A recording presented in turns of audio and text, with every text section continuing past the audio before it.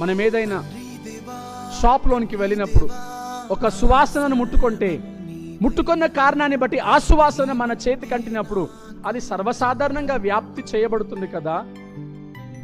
దేవుని మందిరానికి వస్తున్న నీవు, భక్తుల సమూహంలోనికి వస్తున్న నీవు, పరిశుద్ధ గుంపులోనికి వచ్చినటువంటి నీవు ఆ పరిశుద్ధుని కలిగినప్పుడు, ఆ పరిశుద్ధుని నీవు అంగీకరించి నీ హృదయంలోనికి ఆహ్వానించినప్పుడు ఆయన సువాసన ఖచ్చితంగా వ్యాప్తి చేయబడాలి కదా.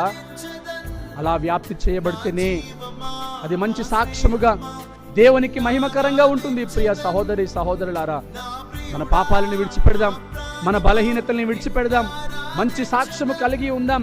ఆ సాక్ష్యము సువాసనగా, పరిమళ తైలపు సువాసనగా వ్యాప్తి చెందుతా ఉంటే అనేకులు ఆ సువాసనను బట్టి ఆ ఆహ్లాదకరమైనటువంటి వాతావరణమును అనుభవించి రక్షకుడు, విమోచకుడు యేసుక్రీస్తు ప్రభువు వారిని అంగీకరించడానికి అవకాశం ఉంటుంది.